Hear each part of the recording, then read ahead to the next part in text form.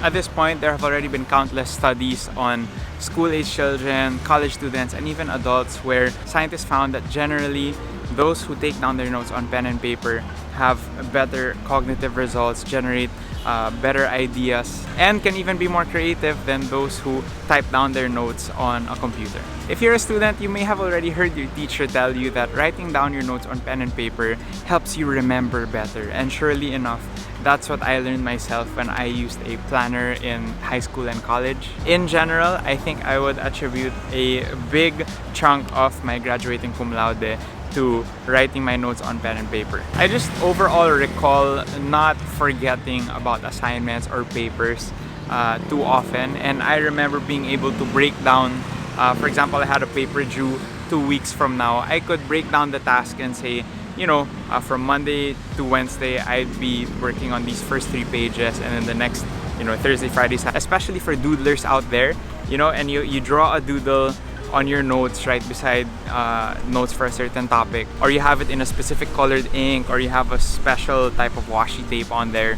Firstly, the tangible act of creating the notes by hand just like ingrains it in your brain more deeply than just typing it on a device. And secondly, you now have a visual cue that will help you remember the notes you took beside a particular doodle, drawing, color of pen, or washi tape design. Another big part of it is the fact that writing on pen and paper excludes your online distractions.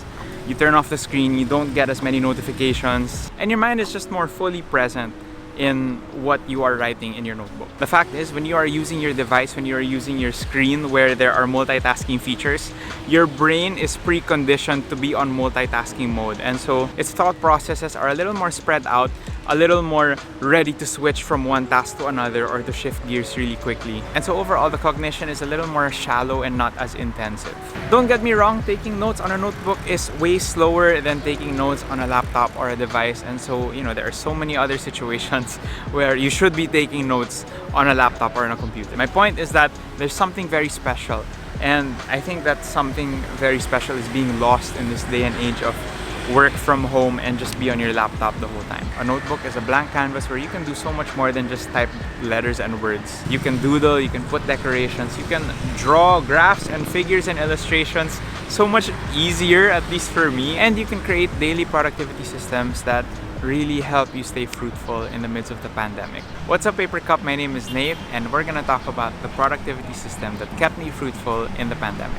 Before we get there, I just have to say thank you. I've been stuck at 80K plus for the past year. I think it's been more than 365 days that I've been at 80K plus. And just a few days ago, we crossed the 90K barrier. So we're at hashtag road to 100K. I'm really excited about this, and I can't thank you guys enough. Whether you are a brand new subscriber from 2021, or a Paper Cup from 2019-2020, or a 1 PM IG Live online friend, or an OG Punmili, thank you. If you're not yet subscribed and you find yourself looking for content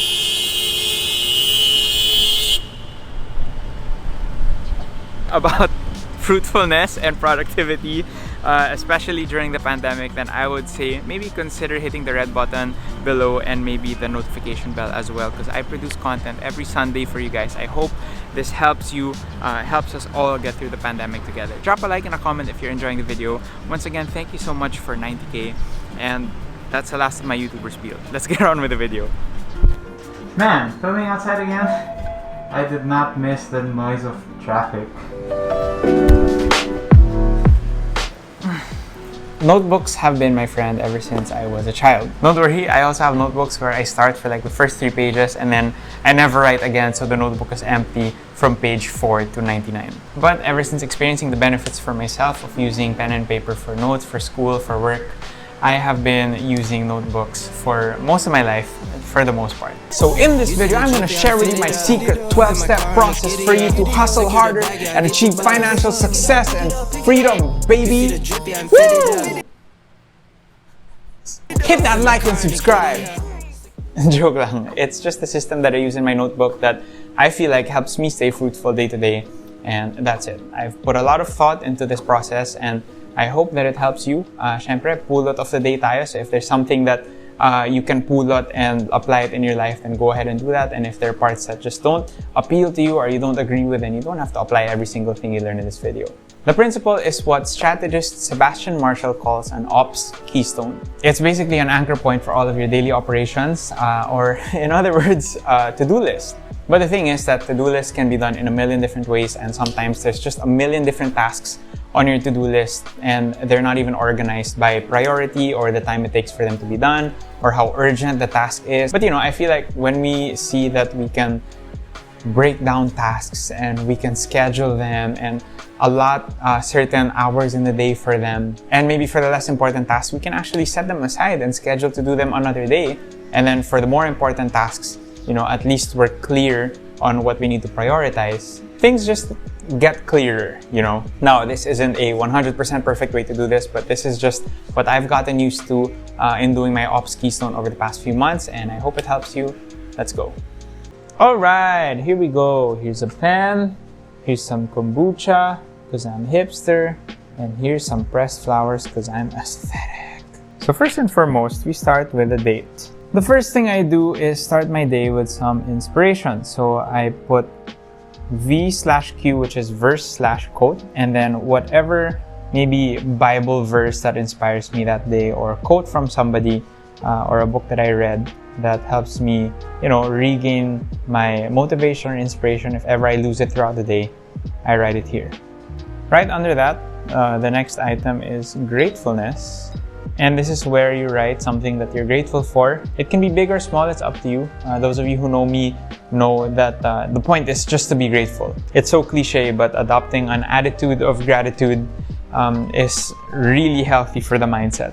So these first two items here take care of your mindset for the day, and then the next two items are going to tackle your goal for the day. So naturally, the third item is going to be called goal. And out of all of your to-do list stuff, you're gonna have to challenge yourself to write down one goal, one big win. What is something that if you accomplish this today, up to 100% of the tasks that you write down, you're gonna celebrate. You're gonna be happy. That's a small win that you can be grateful for and feel that little rush of dopamine in your mind because you know that you did a good job today. And below the primary goal, that's where you can put your bonus goal. But the thing about the bonus goal is, even if you accomplish just the main goal, but not the bonus goal, you're still happy. You're still accomplished. You've still won the day. Try to keep your bonus goal to just one task, because the next section is where we can put all our other tasks. And that is the time blocking section. And time blocking is something that you might hear a lot of the productivity gurus talk about. I hear Elon Musk does it. But basically, you get your specific hours in the day, and then you basically block them off according to what task you're gonna be doing at that time. Sometimes this time boxing part is gonna have a lot of tasks. Sometimes it's gonna be messy. Sometimes it's gonna be relatively empty and chill. But over the course of multiple days, you're gonna see which days you're really busy on and which days are more chill. Also, if you have too much going on in your time boxing section, then that might be an indication that you're doing too much, and you might have to cut back a little bit just to take care of yourself. You can also use this section for journaling memories. There's a lot of space. All of this space right here is essentially for recording what you're gonna do in that day, what you plan to do, and what happened in that day. So if you want to record memories, if you want to make a system where you use like an asterisk or a plus or a star, to denote certain things in the day, you can do that as well. But this is the basic principle. And also, I use military time here because I'm a weirdo. And finally, just to track how you've been doing day to day, this becomes more effective the more that you do it over the course of many days. But if you attribute a score to your day, as well as document your mood for the day, that can be very helpful just for you to track, how your days are going, how you actually feel, maybe mentally, emotionally, or just in productivity terms. So let's say at the end of the day, my time boxing portion will maybe look something like this. Over here, I just put a reminder that I have something to do in the coming days. I put score 8 out of 10, relatively great. And you can always be honest about your mood. If you're not feeling it that day, that's okay. But if you are, it's nice to celebrate that. And just as a quick example, this from December 20, I mark also if it's, what day of the week it is. This represents a Sunday. The verse of the day was Christmas related from Luke 2.